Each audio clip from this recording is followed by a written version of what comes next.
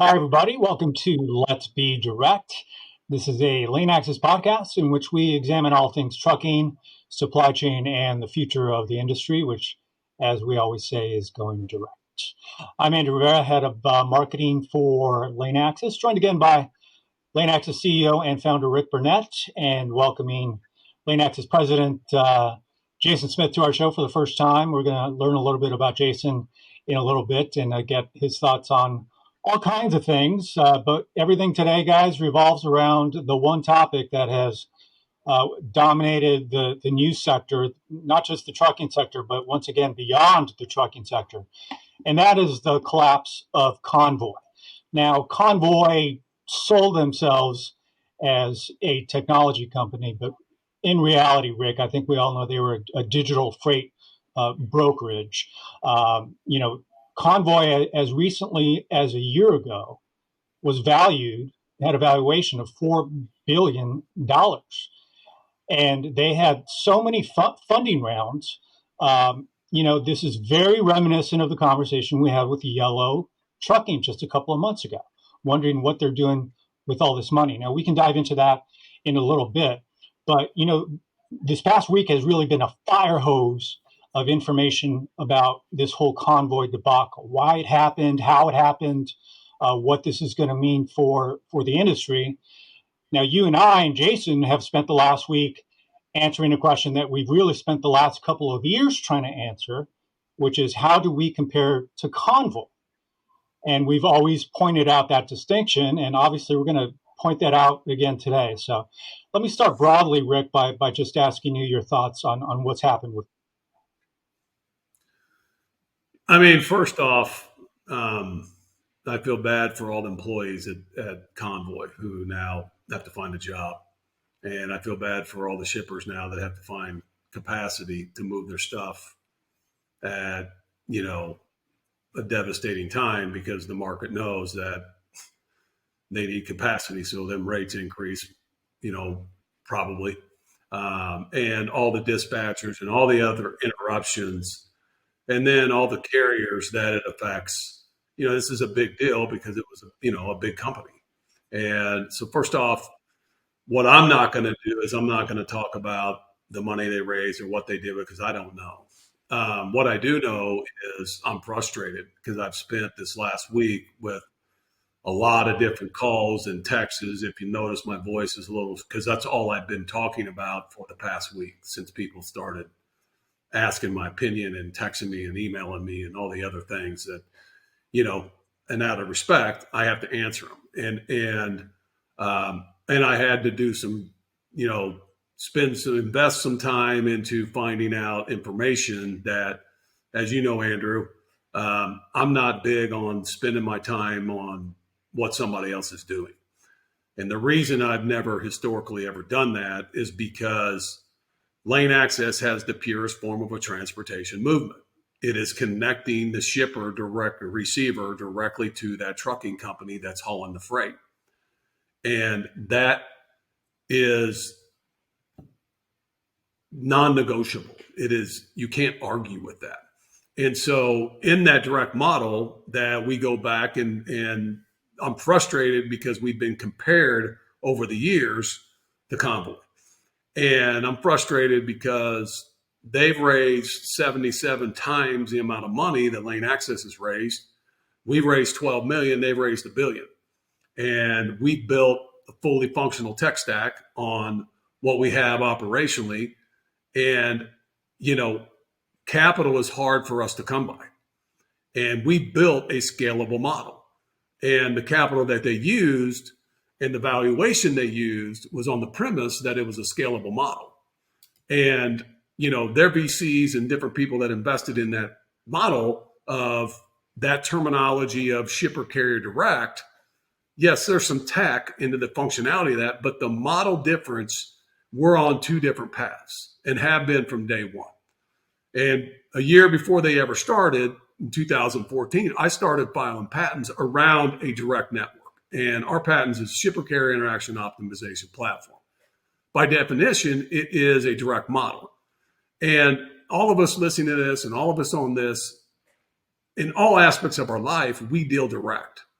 And so that is what we are doing, because anytime you have a middle, and the middle in the transportation is $200 billion of cost. When you introduce a middle in anything, it introduces confusion, additional cost, and we're removing it. That has been our focus from day one.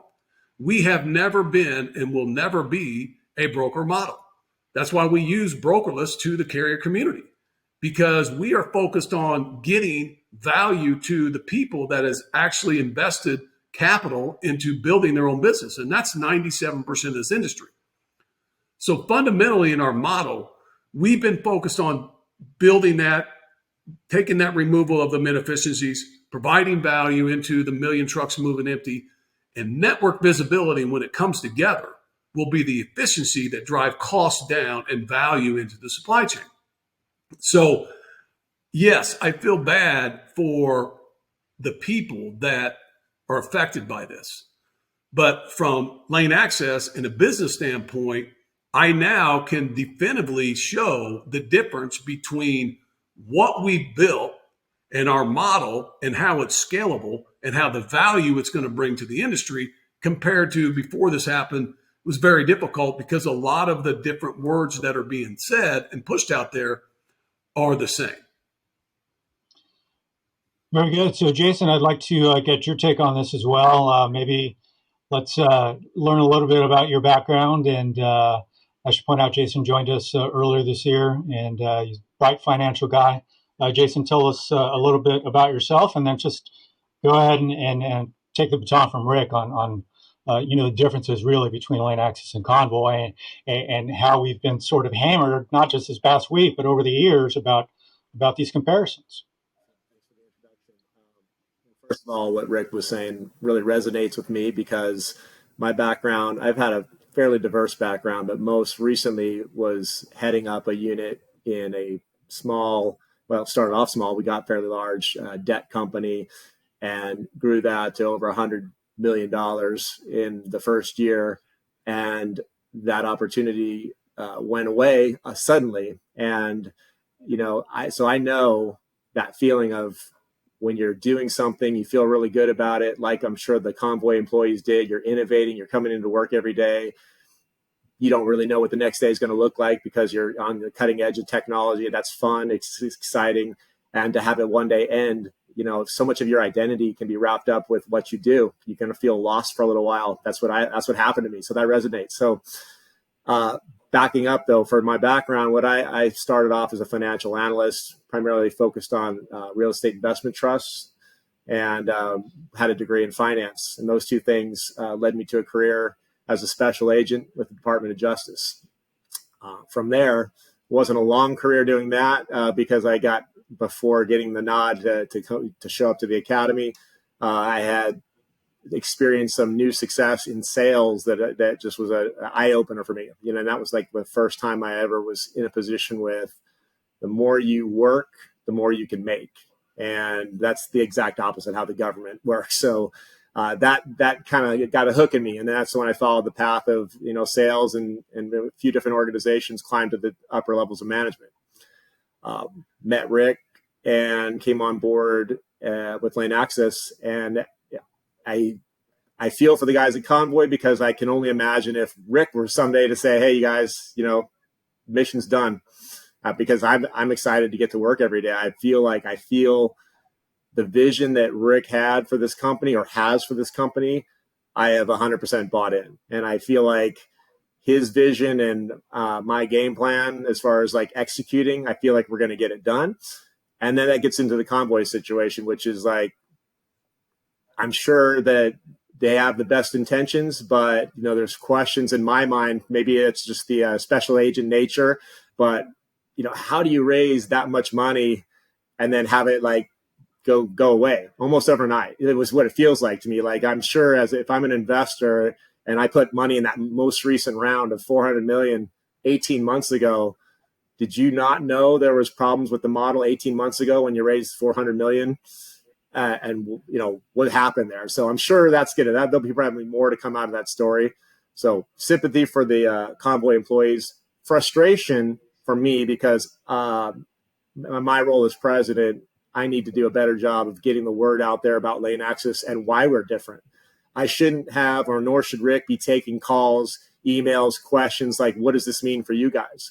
If we're doing our job and communicating the message that LaneAxis is not on that same path, and the word is out there, whether it's through our website, our press releases, things of those nature, then we wouldn't be getting these calls, and I wouldn't have to come from behind my desk and get on camera for the first time, because this is not my specialty. You all do a very great job of that. I prefer to stay behind the scenes. Anyway, go ahead, Andrew. So you mentioned the investors, and I think a big part of this story is the initial investors were Convoy that actually helped launch them, included Jeff Bezos, Bill Gates, and even Bono from U2. I mean, talk about big names. Now, what was different about the way that Convoy launched their business back in 2015 is they basically tried to buy market share. They took as much money as they could and basically just tried to entice as many shippers as they could with low rates and tried to make up for it elsewhere. So, we're not here to pick apart Convoy. We're not here to, look at the carcass of what's been left behind. We're just here to try and learn from it, really. So what's your take on that strategy, which, one analyst called blitzscale, which is, you launch a company by just pumping massive amounts of dollars from the likes of Jeff Bezos and Bill Gates. What's your take on that? Well, it's a proven model, right? I mean, if you can be first to market or the biggest player in the market and just dominate from a capital perspective, then you can really quickly grab market share. And I think that obviously Amazon was able to do that. Netflix is able to do that. So I get it. Like, I get what Convoy is trying to do. The question is on how they deployed that capital. Was that responsible? Was there, that's where I'm not the guy, the investigator part of me is curious about what happened there, but there will be questions from the investors about what happened with that money. And I'm new to this industry, but what I feel like is the biggest problem is what I've noticed just from our end is like the side of this equation that is most difficult to get your arms around changing is from the shipping perspective, the shipper's perspective. The shippers the market is very, very fragmented. And what I've come across dealing with various shippers is that everybody seems to have found their own unique way of doing things. Also, what I've noticed is folks with the logistics background or title take a tremendous amount of pride in being problem solvers. And there's a certain amount of ego that comes along with that. So, if you try to come into a shipper and tell them that you're going to make them more efficient and your whole identity is that's what I do is efficiency, it can be a little bit threatening. So I imagine, I don't know this, but I imagine that Convoy ran into the issue of scaling was grinding to a halt, not to the level to keep up with the capital that they were raising. So the growth rates were unsustainable. So that might be the writing on the wall, why they realized, this model, we can't convince enough shippers to come on board at the rate that we need to justify the multiples, et cetera, et cetera. But that's theory. I have no idea. I don't know anybody at Convoy, and I'm not pointing any fingers to say that they did anything wrong, but I feel like maybe the overestimation on how quickly you could get shippers to adapt to doing something a different way when they're so ensconced in the way that they're currently doing things. And keep in mind, from a broker's perspective, from a carrier's perspective, and from our perspective, it's all about the freight helping to whatever level you're in that business. When you're the shipper, the freight is a necessary evil, but you're focused on whatever product you're selling. And you're competing, if you're a car company, if you're widgets, whatever that may be, you're competing to get your product to market, a better product. And one of those levels of cost is cost cutting and shipping, but it's not the end all be all thing. As long as you bake that into the cost of goods, you can deal with it. So it's a lower priority on the shipper side to change than it is for everybody else in this equation. Let me jump in here a little bit as far as that's a good segue into the model differences. And if you roll the clock back into 2015 in what we designed and what we built, compared to what Convoy was, which was a digital broker. In the aspect of gaining market share, the idea behind scaling is that you introduce a process that is valuable in the data, it's valuable in the cost savings, and you're removing all of the excess, right? And the value that the participants in this model is the shippers and carriers that are gaining is going to increase their volume that they're using because of those factors I just named. Number one is everybody in here and everybody that's ever going to listen to this always wants to save money. You never have to convince anybody about saving money. So money is obviously always going to be at the forefront, cost, because that is a revenue increase when you decrease your cost. And that part of it is where it starts to take a different path. Because in our scaling model, what we do is we've got some, over the years, we've learned now how we're going to get the freight in. We're going to get directly into the networks of shippers and to allow the economic benefit of the tech and then the value of the process to where they can scale. Because what Convoy did was, yes, they dealt with a lot of major shippers and they had, the relationships and they had the money. And what they did was they built tech, but their model didn't produce economic benefit for the shipper to increase that volume of freight that they were initially getting from them. Because the carriers are always looking for freight. That's the number one thing that they need, because that's the only way they make money. And when you attract a process to where it's economic benefit to the shippers, and the processes in order to manage those shipments are automated. Out of 100 loads, you've got 3 to 5 loads on an average that are exceptions. Those are your concierge loads that have to be handled, accident, bad weather, traffic, whatever, right? But 95 to 97% of those loads, they just run. And in our system, they will just run because we built all the automation and we're adding additional every month AI components into it to make it intelligent, that it's just those are going to run. Sure, you're going to have your 3 to 5% of those that have to have concierge, and that's part of the business that you were in. It's no different than any other scaling model business. But what we're not doing is we're not taking on the freight and we're not taking on the risk, and we're allowing the two parties that's actually involved in this business process to come directly together.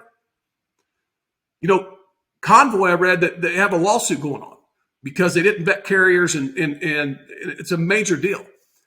I don't understand. I don't know their process, and I don't want to talk to it. I'm just talking to the fact that I did read something into the litigation part of that, and what the carrier was that actually hauling it. In our model, that won't happen because we, as a technology platform, bring the shippers and carriers directly together. They contract together. They negotiate directly together. The shipper has verification of the insurance or the carrier's insurance. And so when you pass the load off to, again, an outside party, a third party, and they're responsible, you are giving your product to them, and you are making them, through a contract, be reliable that they are vetting these carriers and everything else, you don't have access to the data. We're providing you access directly to any carrier that is submitting a rate. You have the option to vet that carrier's risk performance. And so in that model, that's fundamentally different. Listen, shippers are always going to have interest in their freight because it's their product. So what we're talking about is effectively the most cost-effective way to get directly to who's hauling your product, and then the digitalization, every load's tracked, real-time communication. There's no double, triple brokering in our system. Why? Because the trucking company, the driver works for that trucking company, because the app requires that in the verification process when you register. So these are fundamental things that the reason our model is going to scale. Once we haven't done any, if we would have raised $100 million, we would have done a lot of mass marketing, but we haven't. We've stayed lean and we stayed disciplined, and we focused on the model tech solution to bring value to the marketplace.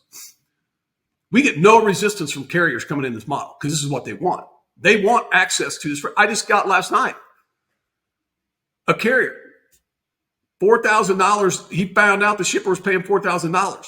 He got $1,600. The broker took $2,200. The guy wanted to just leave the load. Now, let's peel that onion back a little bit on that particular situation. He's not complaining that he would have moved it for $1,600. He's complaining that the guy that gave him the load made more than he was doing for taking all the risk and insurance and equipment payments and fuel and everything else, operation. And I doubt that the shipper's going to go, oh, hey, that was a great deal, right? Because he could have got his load moved for $1,600. Network visibility will provide that. Let the market determine what the rate is, because and you can build within our network. You can build contractors. You don't have to go every day try to find a carrier. You can go to the network to build your network of carriers and get tens of thousands of them because it's capacity access, and that's what shippers need. Then you vet that capacity access based on their performance of their risk, excellent carrier, standard, poor, whatever, and you can either add them or eliminate them. And then what happens? Whenever you need capacity, you can go to the network. So we're actually moving into a live stream. So all of us know streaming movies and everything. We're actually using that in our model, which is streaming into the network so that you can build your network of carriers and you always have access to capacity on demand. Fundamentally, what they did was when they took on freight, they had a lot of human capital to manage those loads. They didn't build tech around automation. They didn't build tech. They built some tech around shipper carrier direct.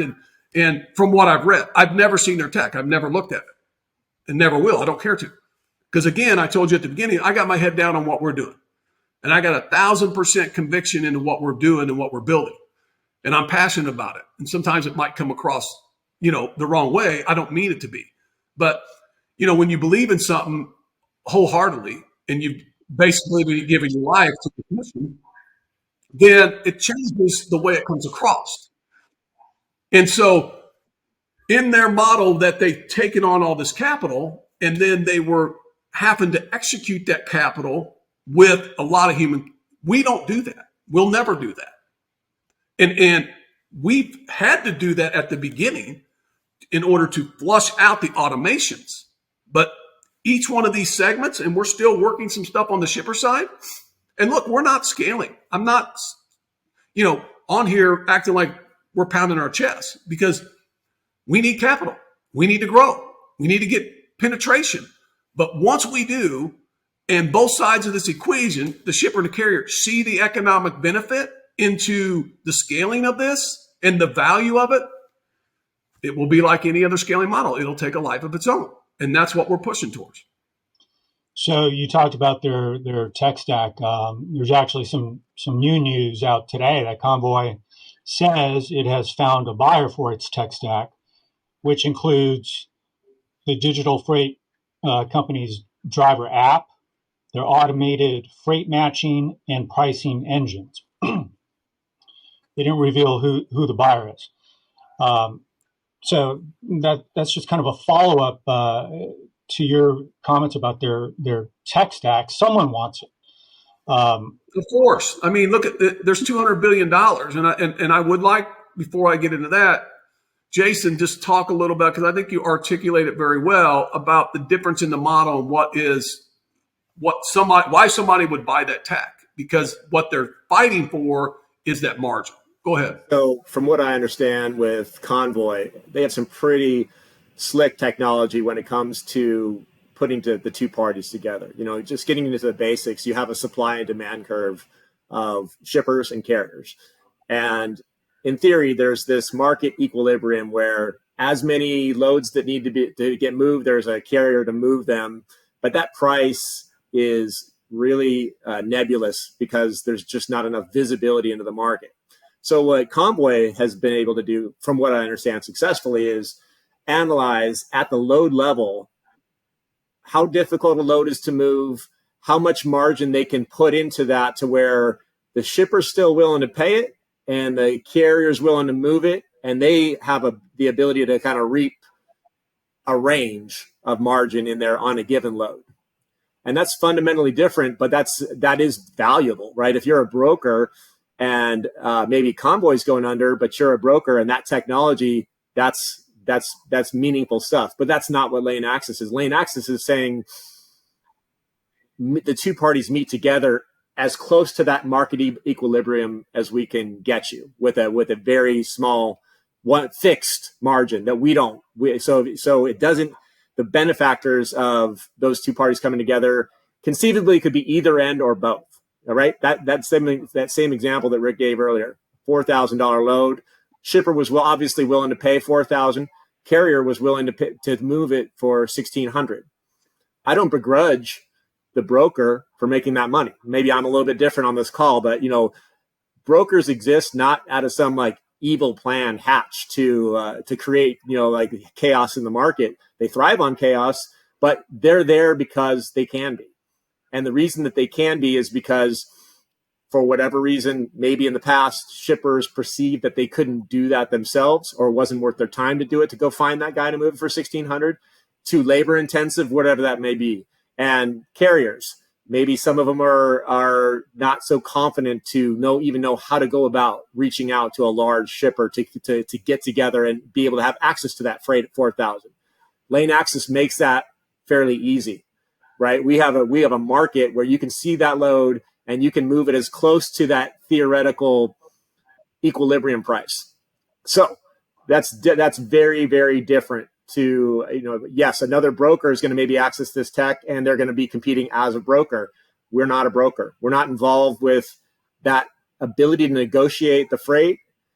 A winner and a loser is perception. That same load that gentleman was upset about moving for $1,600, had the shipper offered it to him at $1,600 and he moved it for $1,600, there would be no issue. And he's getting the same exact money. The issue lies in the fact that the shipper was willing to pay $4,000 and he only got $1,600, and somebody else who didn't take on that risk got the most benefit out of it. Go ahead, Rick. I know you want to talk. Great points. And I think I don't begrudge the broker either. I think the two parties that in the business transaction, which is the shipper and the carrier, would probably have a different comment on that begrudge statement. And because it's erroneous. And that's another part. The brokerage side of this business is unregulated. And I don't think that's ever been fair. And going into why the brokers exist, they existed from deregulation up to current is because they were valuable. I mean, back when, the automotive was changing, a lot of that collapse in those different things, brokers were a necessity because there wasn't technology out there that would allow you the functionality from a system automated, insurance verification, real-time tracking, verification of arrival, ETAs 6 hours prior to load pickup, communication directly with the driver. All this tech that we've developed is why now the need for a broker is now removed, because our system will do 100% of what a broker can do. And so the market's it's evolution. It's why nobody uses fax machines anymore, because tech has changed what's happened. And so when you look at rates, the freight rates that are published are the freight rates being published based on the shipper's paying or what the carrier's getting. And so models that are, or tools that are rating tools, have margins built in them, right? Well, ours is a pure form. We're saying to the shipper and to the carrier, look, you have a range of what you're willing to pay. We don't care, because it's your product that you're looking to get moved. And the carrier, this is where it changes, because until you understand that the gravity of the number of carriers that are in this business are independent, they're businesses. There's 1 million plus businesses. There's 3+ million drivers that work either as an owner operator or smaller independent companies. So where are these guys at on a day-to-day basis, and where are they going? Nobody knows. So when you're getting a tool to say this is the rate that you have to, or the rate of what you're going to take, that may fit for that carrier, it may not. Why?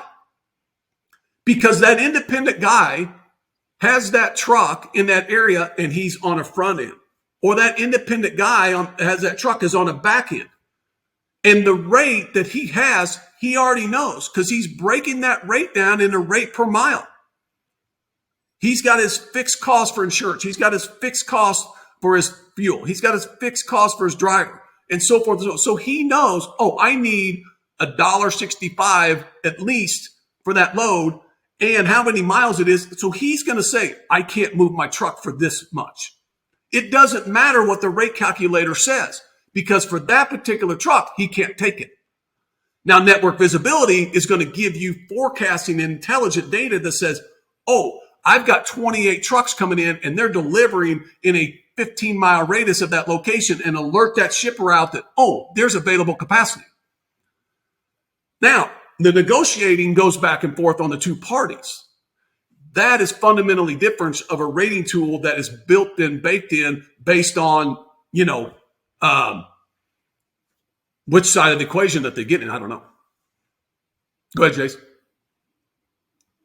Very, very well, by the way, from the carrier. I didn't hear the first part. You articulated very well from the first, from the carrier's perspective, right? They're in that same supply and demand, traditional, we all probably went through basic macroeconomics, but there's some floor price where a carrier is just not going to move the load, right? Because it's just, it costs too much to make it worthwhile. But up that curve, there's also the other end of the spectrum, which is now dissect this market from what, at least in my experience, what the shippers are typically dealing with at the executive level. At the executive level, what are you doing to figure out what you should be paying? You're probably looking at your spend on a more macro basis, like what did the total transportation cost my organization last year? What market conditions have changed? What are we projecting on our models the total transportation spend is going to look like for the next quarter, the next year? And then you're kind of coming up with your budget. And then maybe there's a half dozen serious shippers / mega carrier 3PLs that you can, third-party logistics companies that you can deal with to negotiate that level of amount of freight. And so you feel like you've done your part to reduce costs for your organization because 5 or 6 bids came in and, ABC company came in with the most successful bid, but yet still being able to, meet your criteria for performance, et cetera. The reality is, though, that company that accepts that long-term contract knows there's a certain amount of profit in it for them. And they, in turn, an article you guys put together, which if you haven't had a chance to read it, is very interesting, which has to do with the purchase of transportation. 35% of the time, first of all, they take on those contracts knowing full well that they don't have the capacity to move all those loads. But they get the deal, right? And they've basically promised to move all of their freight at a relatively discounted rate in the shipper's mind compared to what they perceive the market to be at, because access to freight is the trade-off, right? I don't have to go hunt for it as a carrier every day on a load board trying to find something to do. I have like a guaranteed stream of freight, and that's worthwhile to me. I'll commit a little bit lower rate in order to have access to that. But knowing all the while, I still have profit there. And then you turn around and 35% of the time, believe it or not, that organization, that large mega carrier who committed to move your loads is subcontracting it out to the small independent market. And that brokerage rate, when they're kicking it down to this, to that same example we talk about, is typically 15 to 25%. Let's just call it 20% haircut to that rate is ultimately ending up to the carrier. So from the shipper's perspective, yeah, maybe you feel like you did your job. You saved the organization some money because you picked the lowest bid. You got in under budget. And that's in the past has been the end of your responsibility. At that point, you've turned it over to your now newly contracted mega carrier / 3PL, and you're hoping that they're just going to handle everything. And to a certain extent, as long as things are going the way they are supposed to go, you feel like you did your job, and you're not too worried about the fact that, you know, that broker took a chunk of that, and that carrier made less. But now, fast forward to what LaneAxis has been able to do. We have given you the ability, where you didn't have it in the past, to tap in to that lower tier price point by working directly with a small independent carrier. In fact, as this thing scales and you add more and more carriers to your network, you get more and more opportunities, all the way down to the point where you can have backhaul opportunities and below market rates because of market visibility. And that's not something that a broker is interested in, or even going to advertise or is interested in, because the whole reason a broker takes a load is they see enough meat on the bone to make it worth their while to move it. If there's not enough meat on the bone, I can assure you that when a shipper indicates this is what we're willing to pay, those are the loads that the brokers probably are less likely to take, because you've now fixed my ability. Like, this is what you're willing to pay. Now I have to go out and find somebody that's willing to take it for enough of a haircut to make it worth my while. And so I would rather handle like problems or issues or things like that, where I can build in more cushion for myself. That's just the natural way a salesperson operates. Go ahead, Rick. Awesome points, Jason. Awesome points. And I'd just like to make one comment, and I would challenge any shipper that hears this, or any receiver that hears this, and just do an internal check of all your locations. And for a month, track down the number of DOT carriers that come in and out of your locations, all your plants, all your distribution centers, all your yards. And in that consolidation of information in a month, it's going to give you a really good insight into your data, at least from the amount of carriers that you already are dealing independently directly with. Because if you have, for an example, in a month time, 30, 40, 50, 65 plant locations or distribution locations or whatever else, and in that particular time, you have 2,200 different carriers come in and out of the door, and you don't have 2,200 direct contracts, that's what Jason's talking about. And so what's the final point on that? The final point is they're already giving you the service, because they're already hauling your freight. And so if you look at that and you're challenged by that, and you do that and you come up with that, this is when you call LaneAxis and say, look, we understand now. And tell us about how we can stream into your network, and give us, and what we're talking about is a tool. It's a tool of an option that you can have in your network, in your capacity, and in your dispatch part, that, look, if you run into issues, or if you want to run into rates, or you want to check various different things, use the network. And use the network based on the carriers that you want to use, and gain visibility. And once you do, you'll start to see value. And what we believe is, as that value is proven through the technology and the platform, you're going to increase your volume, because you're going to increase your savings. Great points, guys. This is a big onion to peel back, and a lot of directions I can go in. But Rick, you talked about, our scaling model and what we saw from Convoy, just to kind of bring it full circle. Convoy at its height had 1,500 employees, and they move an average of 5,000 to 10,000 loads per day. We've actually moved loads where no one talked to anyone.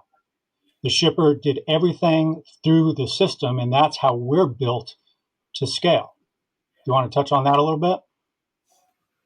I think we've already addressed it. I think that 1,500 is what they laid off. They obviously had more employees than that, so I don't know how many they had. The guy that we listened to yesterday said they had 1,600 loads. So there's a lot of information that's out there that, quite frankly, I don't really want to talk about, because I don't really know. And that's not fair to the Convoy executives, and that's not fair to, anybody else that was involved in that. What I can say is that we've already made, I think, clear enough points in the model differences and where we see the industry going. and where we see the value in what we built. And, we believe that as we build the market, or as we build the network, the marketplace that we're building for the carriers, where they then can save and have value in all aspects of their dollar that they're spending as a trucking company, because the network volume is going to give them all the different discounts, is where we're headed. So we're focused on getting these freight into the network, which is going to drive the carriers into the network. We have ability to communicate with them because we've already built all of that. And so we're going to be hitting a little bit of a capital run to get some marketing exposure, so that we can take the next step into the valuation that we put out there, which is a valuation based on a scaling model, because that scaling model has worked in every aspect of our life, and we see it. We're just going to apply it to the supply chain. And Jason, going back to the way shippers contract with large carriers, we talked about this, Rick, when we were discussing Yellow. You can sign a contract and that might make you sleep a little bit better at night. But as we saw with Yellow, a contract does not necessarily guarantee you security. And, one example is Home Depot. They were Yellow customers and they were also Convoy customers. And presumably they're scrambling to find coverage for their loads. So, your perspective on long-term contracts and maybe the false sense of security that may give shippers. Yeah. I've talked about this. You want to talk, yeah. Jason? You want to say something? So you're absolutely right. Yes, so to a certain extent, the long-term contracts are valuable for the shipper because you have conceivably a lot of capacity that's dedicated, who has made an agreement to handle your freight first. And in exchange for that, you've given them the promise to do that. But the issue lies in that. So I'm going to keep going back to the supply and demand curve. If the market conditions shift too greatly against one party versus the other, and if your contract's not flexible enough to account for, the interest rates rising, making your leased equipment more expensive, or if fuel costs go up and that's not built into your contract, at some point the contract gets out of balance and the other party either is too underwater, they can't meet the requirements of the contract. So maybe those folks who had contracted with Yellow were holding them to the contract and not flexible with some of the demands, and Yellow got to a point where they just couldn't conceivably honor it. That's possible. I don't know. I'm not going to say I know exactly what happened there, but and then it works the other way. If you're contracted as a carrier, I heard them talk about on one of these podcasts, one of the things that is a challenge is on the online ability to cancel is a little bit easier than when you're dealing with maybe a broker who you have to go answer face to face. That might be an interesting aspect of canceling on the other side from the carrier's perspective, because if the market is too rich and I can make too much other money, at some point, is it worthwhile burning that relationship and honoring that really low rate that I promised to a shipper, burning it because I can go make so much more in the market where that is? That's to be determined. But the point is that yes, it offers you some protection, but at the end of the day, if the market factors get too out of whack, it's not real protection. Then you're left with this complete shift in either a mega carrier goes away, and now as a shipper who thought you had that protection, now you're dealing with a tremendous amount of loads that have to go out at spot, and now your margins are thrown off because you had to pay a lot more money for that freight. Let me comment on it this way, because we've talked about this. All these conversations that we're having is really about where the transportation and where the supply chain is going. That's what we're talking about. These conversations about contracts and brokers and them are really the past, because that's the way they had to do it at that particular time. They had to lock up a contract, and which means buy capacity, because they couldn't go to the market every day and try to find trucks. That wouldn't work. And we take for granted, I think, a lot of us, the era that we are in right now, because we are in the instant age of information. And that's changing a lot of different things in this business. But in the information that is accessed now, right, that wasn't that way 5-6 years ago. When I started, there wasn't smartphones as far as in the truckers. None of them guys had smartphones because I remember they didn't have ELDs. They were still using paper logs. So now here we go 8 years later, and now, there's information that's being pushed out like TikTok and Facebook and Twitter that these carriers are now exposing this stuff that, quite frankly, got swept under the rug because nobody knew about it. The guy might tell 5 of his friends, man, I ran this load for $1,600 and the broker got $4,000 from the carrier or from the shipper, and he made more than I made. Nobody knew about it. Now what happens? This gets pushed out on TikTok and it goes viral, and now it's pushed everywhere, right? So this market, the supply chain and transportation, is changing because the people that actually have the most power in this industry before technology had no voice. And that's the 97%. Because the industry has to have them. We built this model for them. Because they're the ones that's moving all this freight. And we're giving them a technology platform where they can say to the shipper, hey, look, I'm a good carrier and here's the data to support it. And let me run a load for you and let me show you. And I'll build direct connection. I'm not going to cancel your contract because I need the freight and I'm the one that took the risk in buying all this stuff and paying all this stuff. So I'm not going to cancel your load. I'm going to move that load no matter come hell or high water because that's a relationship. That exists on a small scale in this country because shippers get them relationships with them carriers. On a mass scale, no. And every shipper that deals with direct, they still ask and negotiate with the carriers that they're dealing direct on pricing because what you pay for something matters. So fundamentally, this industry in the next 10 years is going to look completely different than what it does right now. I can guarantee you that. There's not going to be $200 billion of managed fees in 10 years. Right. There's going to be a network, and there's going to be access, and there's going to have visibility, and there's going to be direct contract and negotiating with the two party that's doing this business. It's happening in every aspect of our life, and it's coming here in transportation. Very good points. We're going to start wrapping this up shortly, but I think it's important, Rick and Jason, to put a period on the lawsuit that Convoy is facing for a couple of reasons.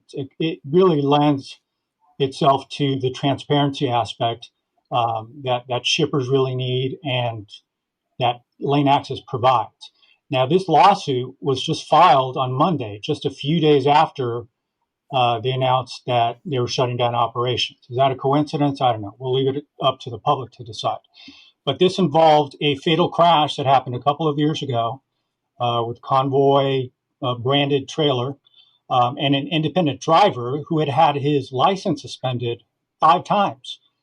And his tractor was actually not in compliance. And they were hauling a Procter & Gamble load. So now Procter & Gamble is part of this lawsuit. It's a little bit reminiscent of the Tracy Morgan Walmart situation of 2014. And that was just settled last month for $90 million finally. But so again, transparency about knowing who is hauling your load, what's their history, are they safe? That's something that is critical. And that's something that LaneAxis is devoted to providing, correct? Want to take it? Yeah, I think, again, it's about the model difference. And in the transformation, let's call it in the next 5 years, of a mindset change, because that's what needs to happen in this industry, is start thinking differently than what you've done for the last 30 years. And in this process, what you're going to realize is that just because you pass this contract, this load information over to a broker that you can wash your hands of and he's going to take care of all of it, and I baked in the cost and I'm okay with that cost and everything else. Something happens, and like this particular instance, it's fatal. Why did P&G get pulled in on this? That's a question that they have to ask. That's a question Walmart asked in the Tracy Morgan. Right. It's their product, right? And at the end of the day, okay, when you're going direct, savings is an aspect, and it's number one that people care about, but information and data is important too. And when you have information and data at your fingertips and you're seeing that this is an excellent carrier, it's not that fatalities aren't going to happen in trucking or accidents aren't going to happen in trucking. It's the information that's then found out of hey, these guy had a suspended license. This guy shouldn't have been behind the wheel, or whatever the different scenarios of it. That's where it turns into a different thing. And what I'm challenging the shipper is take ownership in your product so you can evaluate the risk and have confirmation that I'm buttoned up and I'm sound, because I'm not going to get, if something does happen, I'm not going to be liable because he has a proper insurance and I vetted this and that's all I can do. Let's be clear. They're not liable because the guy drove the truck wrong. They go liable because he shouldn't have been behind the wheel. And they should have known it. Because why? Because the data is out there. And, our challenge in this industry and what we built and in our model that we built, we've learned over the years the importance of the insurance aspect, the importance of monitoring the renewal of insurance, the importance of the risk assessment on every carrier. We have every carrier. Click and you can get it.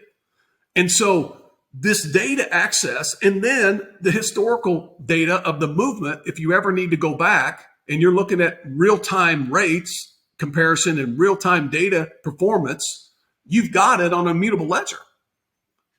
So there's just, and this has taken, 8 years to build. And it didn't start this way. It started with our model of what we were looking to do, and that's to build a direct network. It's evolved because we're curing cancer in the transportation industry of cost, and we've had to, and that's what we've used the capital for. We've used the capital for research and development and to build the scalable model that now exists. All right, really good stuff, guys. I think it's probably time to start winding down. Hopefully people now have a much clearer sense of what separates a company like Convoy from LaneAxis, and frankly, any other company, digital company, from LaneAxis. LaneAxis is a technology company, and I think that's important to point out. So, guys, thank you very much, and thank all of you for joining us for this latest episode of Let's Be Direct. Stay safe out there on the roads, and we will see you next time. Take care.